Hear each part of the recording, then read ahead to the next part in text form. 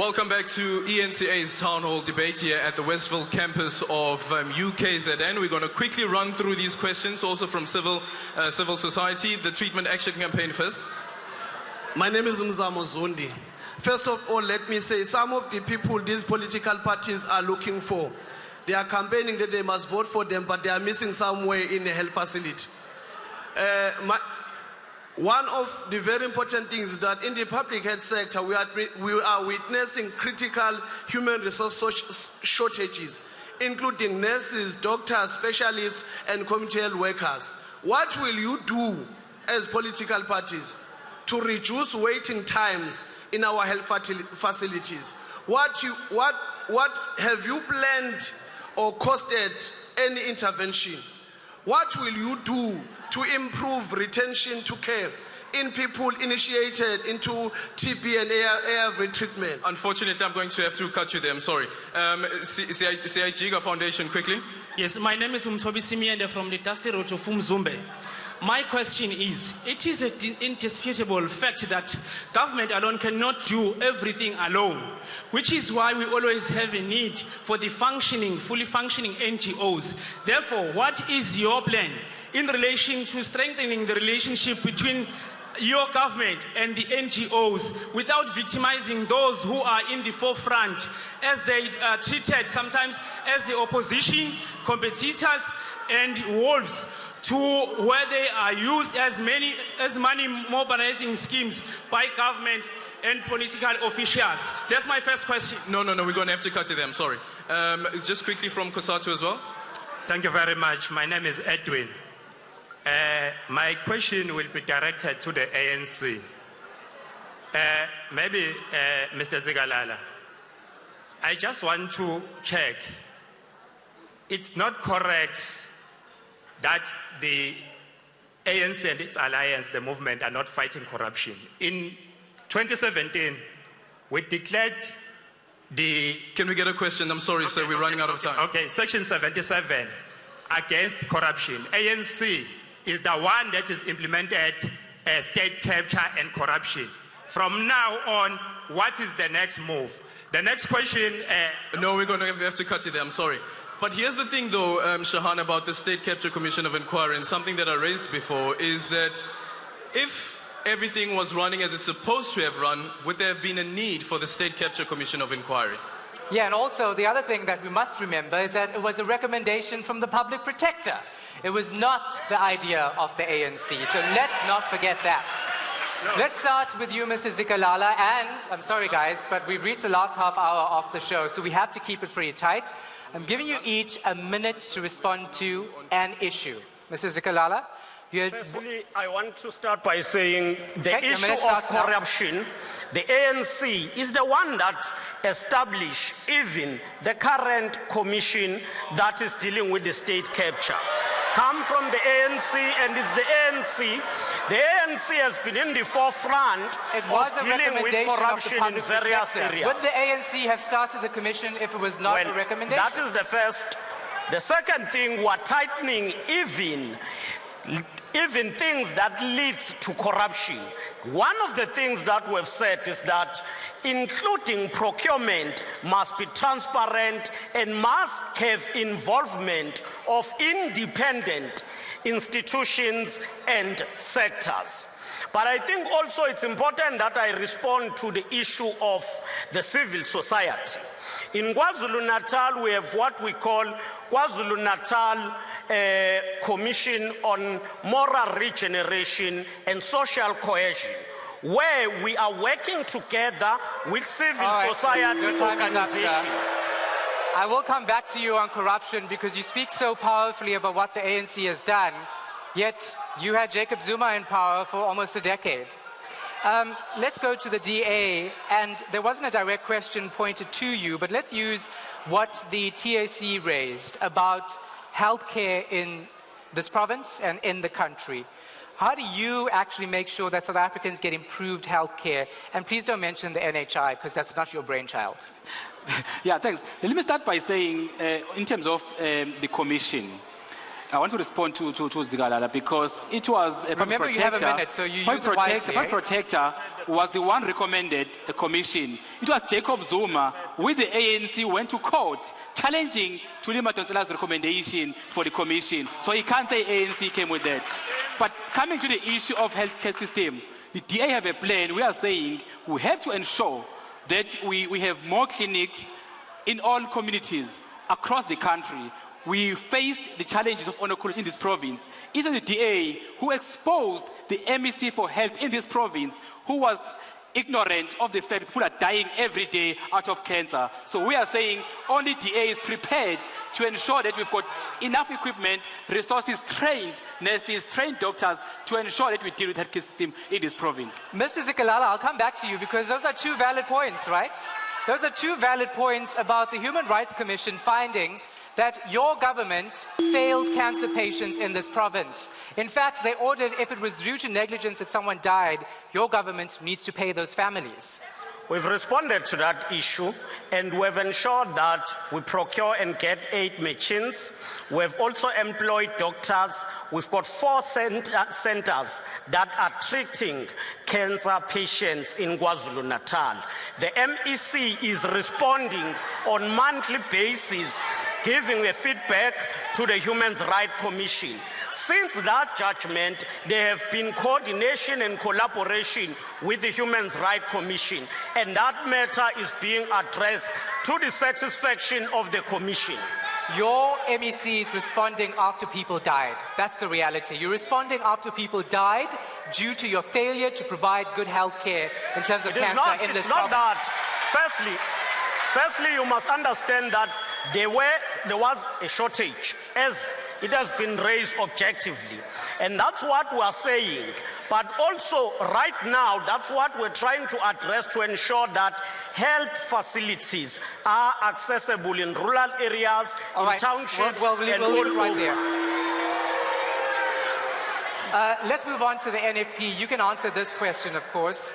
What's government going to do if you were given power? And let's just not say national power, but even in municipalities, how will government work hand in hand with NGOs to actually make sure that you help each other out and not just disregard civil society groups who often raise legitimate concerns of South Africans? As the NFP, we believe that the NGOs have a huge space to play in the democracy. But even though we also acknowledge the fact, and we are making a call to all the political parties, that we do have the NGOs really who are standing for the real values that will assist the country. But we also have the NGOs that do not have the future of South Africa at heart, but that have the notion of putting the agenda of some of the political parties, which make the clashes sometimes, where you find that the NGO, which is supposed to be neutral on issues, but is also pushing an agenda of another political party. But we are saying the NGOs, they must be independent. All right, Mr. Tlabisa, critical human resources shortages in the healthcare system. How do you make it more attractive for nurses and doctors to stay in our country? The IFP in KwaZulu-Natal is on record. The majority of the hospitals were built by the IFP. I can mention them by name. The clinics in KwaZulu-Natal were built by the IFP. What the IFP will do when we take over is to attend, in the first place, the aging infrastructure, provide good working conditions to nurses and doctors. In KwaZulu-Natal, we have so many doctors who are unemployed as I speak now.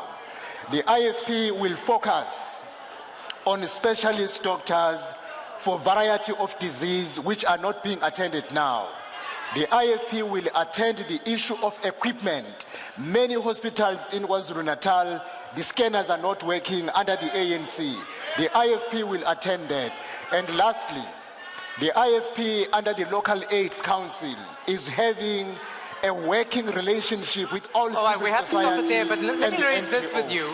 You're talking the talk. The IFP has been around for ages.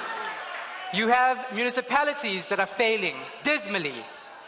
Like So which how do one? you Like which actually one? put that into play? You have eNCA. No, Umsinga is functioning. Yes, the Good Governance Africa report said that it was one of the worst performing municipalities In terms of what? South Africa. In terms of what? Maladministration, corruption, good governance. This all comes into play when you talk about the health of South Africans. You see, if you talk of Umsinga, Abakulusi as well is mentioned as one of the failing All right. municipalities of the IFP. Abakulusi, the corruption and the bankruptcy of Abakulusi is the result of the ANC and the EF and the NFP. And go to Umsinga. Umsinga was under the governance of the IFP during the last So term. you're in charge and there's allegations of maladministration. How is that the ANC is doing? You are not correct in the talk of Umsinga. I can bear my last dollar on that one. Carry on with Abakulusi. Yes. Carry on with that. You're in charge. There are allegations of maladministration. The provincial government sees that things are bad. They take over. How is it the ANC's fault when your government allowed that maladministration? They embezzled the funds in Abakulusi. You can go also in the Zululand district. We found a huge debt in the Zululand district as a result of the NFP and the ANC. Go to Umkanyagute. Passing on the blame Umkanyagute. does not work in our democracy. Go to Let me remind all politicians that passing on the blame never works in your favor.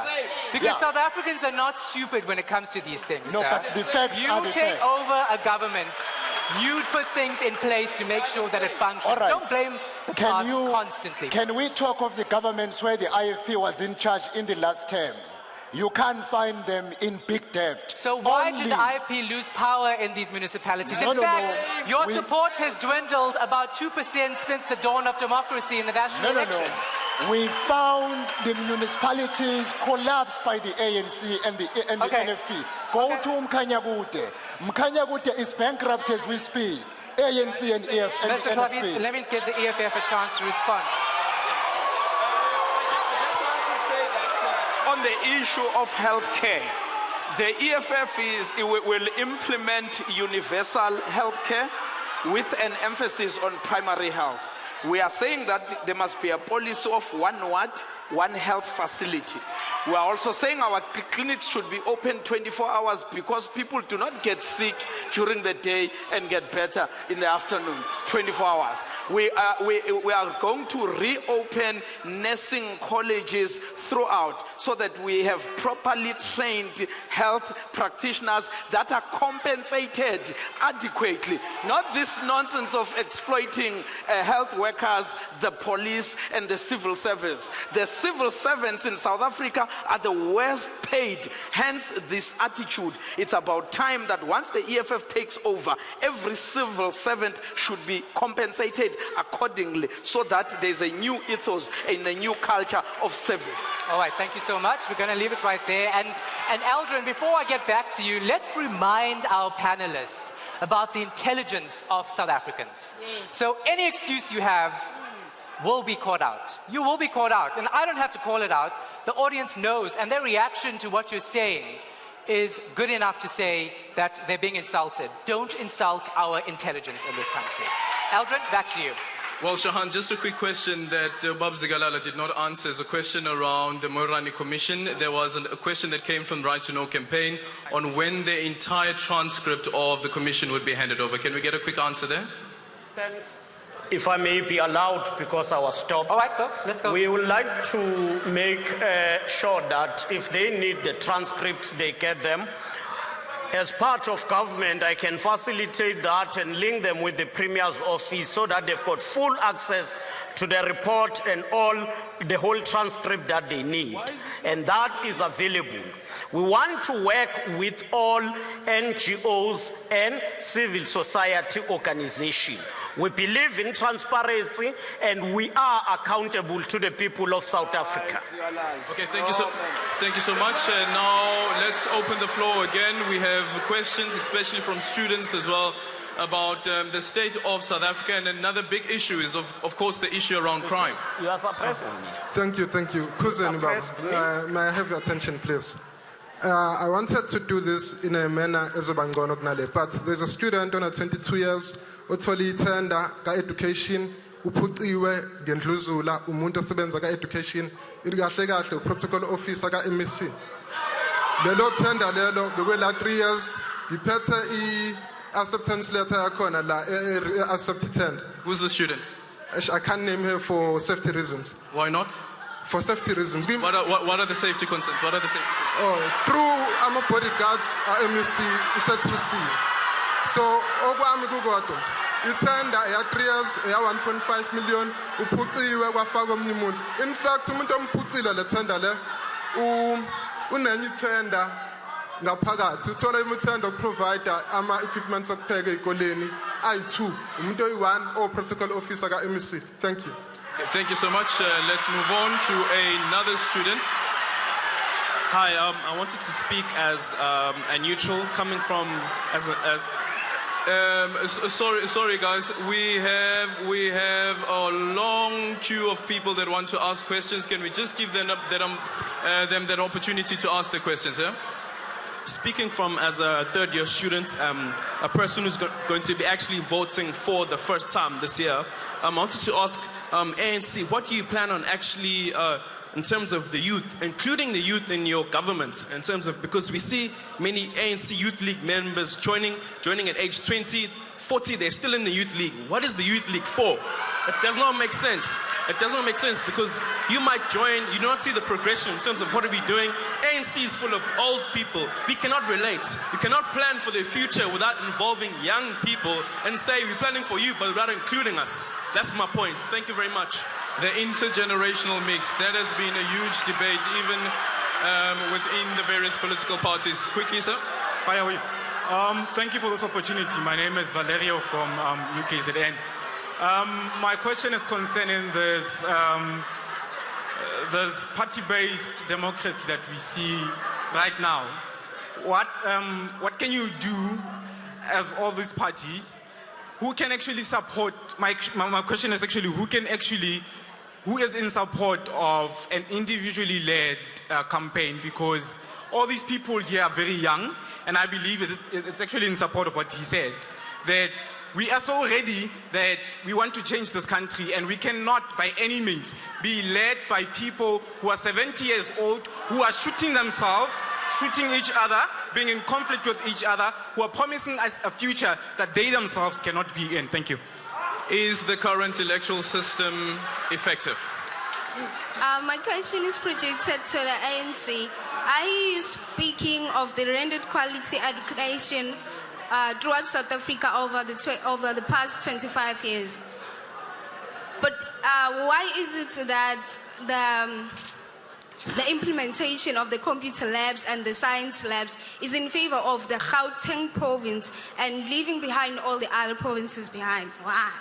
Sorry, just quick clarity. Are you saying that what should happen in KZN, for instance, is what's happening in Gauteng when it comes to having PCs and I think electronic chalkboards and so forth? Yes, that exactly. Not really. The thing is, it's not equal. Gauteng province is receiving more of the gadgets, more of the electronics than KZN and the Northwest and the Limpopo too. So where is the KZN government failing when it comes to education? A quick one from the Good Party. Yes. My name is Wendy Nare from the Good Party led by Patricia de Lille. Our leader, Patricia de Lille, took the court about 4 years ago in an attempt to get the cities to get the power from IPPs. She's the only mayor in the whole country who actually fought for the protection of electricity in the cities. And if this was approved, we wouldn't be experiencing the current load shedding that we have in the country. Now, my question is to the ANC or the DA, are you, then knowing what we know today, are you prepared to copy her visionary leadership in restoring the power back to the people? Thank you. Well, thank you so much. We've come to the end of the questions here on the floor. Unfortunately, Shahan, you can see that the queue is really, really long. And apologies to the people here as well. Unfortunately, we've come to the end of our open floor. It's back to you, Shahan. All right, Eldrin, so we have very little time, guys, and I think let's talk about the youth aspect, and we'll put this to all parties before we get closing remarks. We'll start with the ANC. The Youth League, the ANC Youth League, people who are 40 years old leaders. How are you actually vying for the youth vote, for people who are voting for the first time?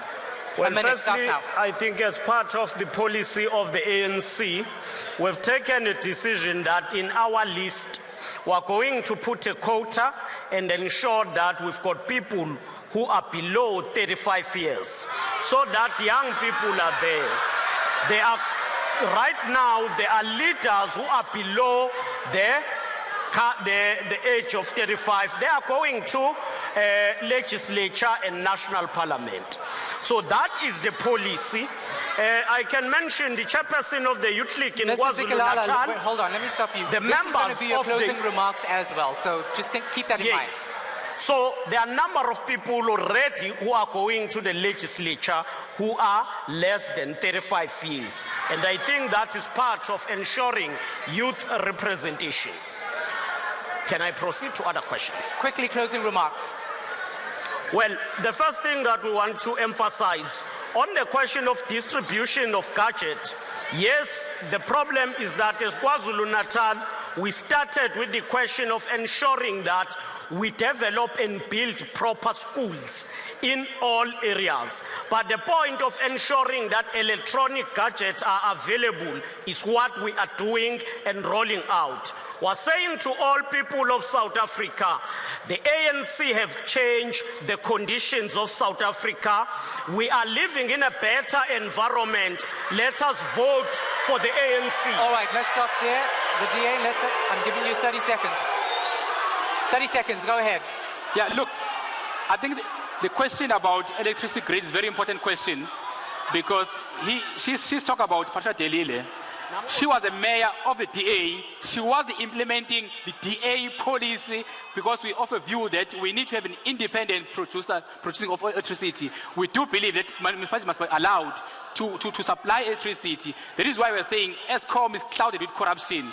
We want municipalities to be allowed to distribute power, as she said. So it's a DA. All right, we have to move on, guys. Think about this as your closing remarks. 30 seconds, please, Zandile Mnyeni. Before I can come to that, it would be political suicidal if I don't remind the people of KZN that the NFP governed in Zululand with a clean cabinet. So it's very disturbing for my colleague next to me to say that they failed because of the NFP. They failed because they don't have mechanism of how to govern municipality. I urge the South African to go and vote for the NFP, because the NFP is the only party that can govern with them. That's why our motto says we must govern with the people. We'll leave it there. Mr. Talvisa, 30 seconds. All the municipalities that were under the control of a coalition between the ANC and the NFP were regarded as corrupt when the term of office ended.